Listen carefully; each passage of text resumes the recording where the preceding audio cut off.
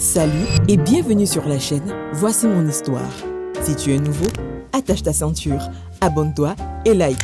C'est parti pour une nouvelle histoire. Salut tout le monde. Je m'appelle River. Une nuit, ma mère est venue dans ma chambre. « Fais tes valises, on doit déménager de cette maison tout de suite », a-t-elle dit. J'avais pas compris. Quand j'ai demandé qu'elle répète, elle a répondu « River, allez, fais-le, maintenant. Si on ne déménage pas tout de suite, tu devras venir rendre visite à tes parents en prison. » Cela arrive assez régulièrement. Mes parents démarrent une nouvelle entreprise au bout d'un moment.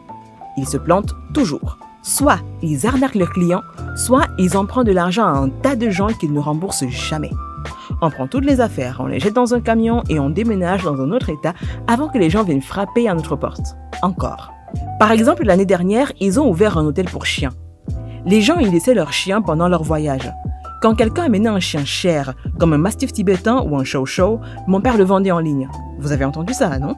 Mon père vendait les chiens d'autres personnes. Quand les propriétaires venaient les chercher, il leur mentait en leur disant que leur chien était mort ou avait fugué. Quand les médias sociaux ont explosé avec ça, on a fait nos valises et on est parti. Lorsqu'ils ont ouvert un magasin de vêtements d'occasion dans une petite ville, les affaires étaient bonnes. Il s'est avéré qu'une fois par semaine, ma mère se rendait dans une autre ville voisine. Elle payait des enfants pour voler des vêtements que les gens accrochaient dans leur jardin. Vous avez bien deviné. C'était des vêtements que ma mère vendait dans son magasin quand un des enfants s'est fait prendre et l'a dénoncé. Mes parents ont été exposés, comme toujours. Nous sommes partis et avons déménagé dans un autre état. Ça me fait mal de dire ça. Mais malheureusement, mes parents sont des escrocs. Et ils ont tous les deux exactement la même personnalité. Donc, ils s'entendent très bien. Ils essayent toujours de faire des économies avec chaque nouvelle entreprise qu'ils lancent. C'est pourquoi ils finissent par faire des choses illégales. Le pire, c'est qu'ils ne peuvent jamais gagner de l'argent. Donc, on est toujours fauchés. Dans 2 ans, je serai diplômée du lycée. J'ai besoin d'argent pour m'offrir une bonne université. Quand j'en ai parlé à mes parents, mon père a dit « Oublie l'université. Tu commenceras à travailler avec nous quand tu auras fini le lycée. » J'ai dit « Papa, je ne pense pas que ce soit bien ce que tu fais. Je ne veux pas être comme vous, les gars. » Il s'est mis en colère contre moi. Ma mère a crié « Tu n'aimes pas ce qu'on fait? Alors tu vas déménager dès que tu auras fini l'école. Bonne chance pour prendre soin de toi. » Mon père est allé encore plus loin en disant « Ta mère a tout à fait raison et nous ne prendrons pas soin de toi d'ici là non plus. Tu ferais mieux de commencer à chercher un emploi dès demain. Je ne serai jamais comme toi. Je serai une personne honnête et je gagnerai de l'argent de la bonne façon. » Je lui ai répondu en criant et je suis partie. Cette nuit-là, j'ai regardé les offres d'emploi pendant des heures. J'ai postulé à des emplois qui semblaient me convenir. Quelques jours plus tard, j'ai commencé à travailler à la réception d'un petit hôtel. Je suis allée travailler tous les jours après l'école. Un soir, en rentrant du travail, j'ai vu un sans-abri devant notre immeuble. Normalement, il n'y a pas de sans-abri dans notre quartier. Il me regardait fixement. « Je peux vous aider, monsieur? Vous cherchez quelqu'un ?» j'ai demandé. Il a dit « Est-ce que votre nom, c'est River ?» Je ne m'attendais pas à ça. Donc, oui. Comment le savez-vous? River, je te reconnais grâce aux photos. Je suis ton grand-père, a-t-il dit. Naturellement, j'ai été choqué au début. Je ne savais pas s'il mentait ou non. Mais après avoir parlé avec lui pendant un bon moment, j'étais convaincue qu'il était vraiment mon grand-père. C'était le père de mon père. Ils se sont séparés pendant 20 ans. Mon père m'avait dit que ses parents étaient morts. Apparemment, il avait menti au sujet de son père. J'ai fait un câlin à mon grand-père. Je suis sûre que mon père sera très heureux de te voir. Viens, allons à la maison. Mais mon grand-père ne voulait pas y aller à l'improviste. Je ne sais pas comment ils vont réagir. Tu vas leur demander d'abord? Mon fils et ma belle-fille me manquent vraiment. Je suis ici pour faire la paix avec eux. J'apprécierais qu'ils me voient. J'ai couru à la maison. J'ai dit à mes parents que mon grand-père était en bas et je leur ai raconté tout ce que nous venions de nous dire. Leurs expressions ont changé. Mon père a demandé « Tu es sûr que c'est lui?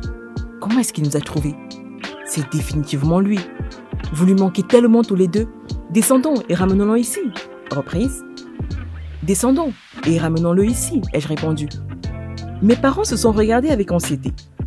Ma mère a craqué. « Tu crois qu'on va laisser un sans-abri entrer dans notre maison? Va lui dire qu'on ne veut pas le voir. » Je n'arrivais pas à y croire.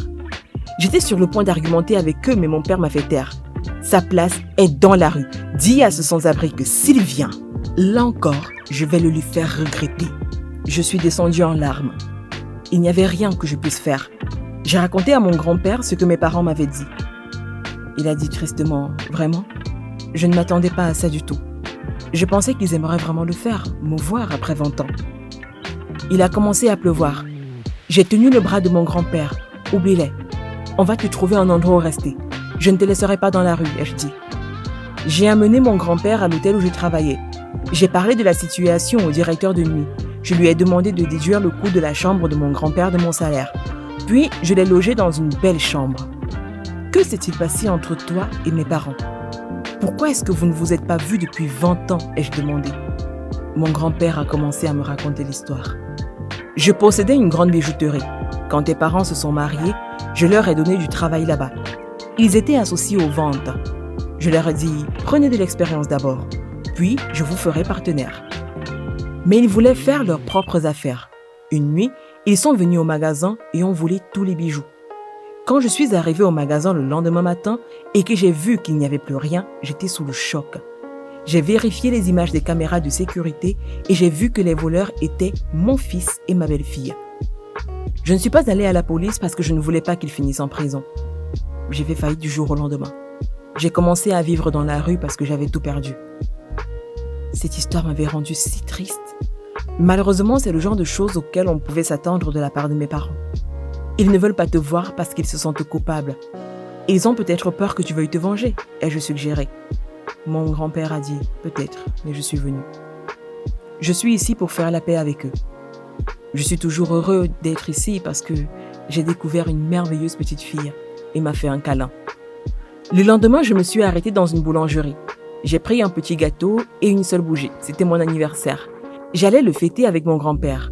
Mais quand je suis arrivée à l'hôtel, on m'a dit qu'il était parti très tôt. J'étais si triste qu'il soit parti sans me dire au revoir. Pendant mon service, je ne pensais qu'à une chose. Pourquoi avait-il fait ça ? Après avoir fini de travailler, je marchais vers l'arrêt de bus. Une voiture de luxe était arrêtée juste à côté de moi. Lorsque la vitre du passager s'est ouverte, j'ai été surprise de voir mon grand-père à l'intérieur. « Ma chère petite fille, joyeux anniversaire. Tu veux venir faire un tour avec moi ?» J'ai sauté dedans. La dernière fois que j'ai vu mon grand-père, c'était un sans-abri. Maintenant, il avait l'air riche. Il a dit, je réalise que tout cela t'a prise par surprise. Mais avant, permets-moi de te donner un petit cadeau d'anniversaire. Je vous ai retrouvé, ta famille et toi, avec l'aide des détectives privés. Grâce à leur rapport, je sais que c'est ton anniversaire aujourd'hui. Après un court trajet, nous sommes arrivés à l'aéroport. Nous avons roulé directement vers une piste d'atterrissage.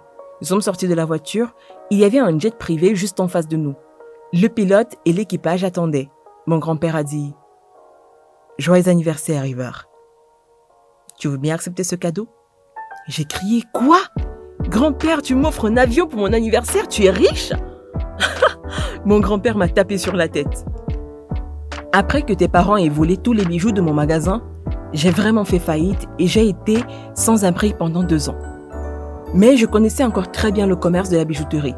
Un vieil ami m'a sauvé de la rue et m'a engagé comme consultant. Je voyageais en Afrique pour acheter des diamants directement dans les mines. J'ai fini par acheter des parts dans une mine. L'investissement a porté ses fruits et maintenant, je possède 5 mines de diamants différents dans le monde. Tout était illuminé pendant que mon grand-père me racontait son histoire. Mais il y avait encore 2 choses dont j'étais curieuse. Grand-père, pourquoi t'es-tu présenté comme un sans-abri ? Si tu avais dit que tu étais riche, mes parents auraient certainement voulu te voir. C'est exactement pour ça que je ne leur ai pas dit qu'on m'avait diagnostiqué un cancer. Les médecins disent qu'il me reste à peine 1 an à vivre. C'est pourquoi je suis venue vous rendre visite à tous. Je voulais qu'ils sachent que je leur avais pardonné. Je voulais juste qu'ils me disent qu'ils regrettaient ce qu'ils avaient fait. J'allais tout leur laisser, mais je devais les tester pour voir s'ils étaient sincères. C'est pourquoi j'ai caché le fait que j'étais milliardaire et que je faisais semblant d'être sans abri. Malheureusement, ils ne voulaient pas me voir. C'est comme ça que j'ai su qu'ils n'avaient pas changé du tout. Par conséquent, je vais tout laisser à ma petite fille au grand cœur. J'ai une condition cependant. Tu ne donneras pas 1 seul centime à tes parents parce qu'ils ne le méritent pas. Ils doivent être punis pour ce qu'ils ont fait. Nous sommes remontés dans la voiture. Quand nous sommes arrivés à notre immeuble, mon grand-père a dit « Va dire à tes parents qu'un milliardaire veut les voir. » Je suis sûre qu'ils viendront en courant. Je suis rentrée à la maison et j'ai raconté à mes parents ce qui s'était passé. Ils étaient stupéfaits. tout comme mon grand-père l'avait deviné. Ils ont pratiquement couru en bas. Mon grand-père attendait devant l'immeuble. Mon père a dit « Papa, tu nous as mal compris, nous t'aimons tellement. S'il te plaît, pardonne-nous. » Ma mère versait des larmes de crocodile et disait « River est encore si jeune. Elle ne peut pas prendre toutes ses responsabilités. Je vous demande de nous pardonner. Laisse ton héritage à ta famille. » Mais mon grand-père avait pris sa décision. C'était trop tard pour parler de tout ça maintenant. Je vous ai donné une chance, mais j'ai vu qu'aucun de vous n'avait changé. Je ne vous laisserai pas approcher mon argent. Ma mère a essayé une stratégie différente en se tournant vers « Qu'est-ce que tu en penses, River? Ton grand-père n'est pas juste, n'est-ce pas? Tu peux lui dire que tu es de notre côté. » Elle a répondu « Mais j'étais d'accord avec mon grand-père. Je suis désolée, maman. J'aurais aimé que tu accueilles ce sans-abri et que tu t'excuses pour ce que tu as fait il y a toutes ces années. » Après, tout se serait bien passé, ai-je répondu. Mon père s'est mis en colère. « Ingrate!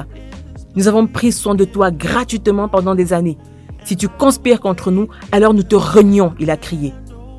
Ma mère était avec mon père sur ce coup-là aussi. Fais ce que tu veux, tu n'es plus notre fille, a-t-elle dit. Ils nous ont tourné le dos et sont entrés dans le bâtiment. J'étais littéralement désavouée. Mais je n'étais pas du tout triste. Ils allaient déjà me mettre dehors quand j'aurais 18 ans. Il fallait juste que je quitte la maison un peu plus tôt. Mon grand-père m'a souri et m'a dit « Tu veux vérifier ton nouvel avion ? On pourrait fêter ton anniversaire avec un dîner à Paris si tu le veux, a-t-il dit. » J'ai acquiescé. Puisque j'étais milliardaire maintenant, je devais m'habituer à ma nouvelle vie.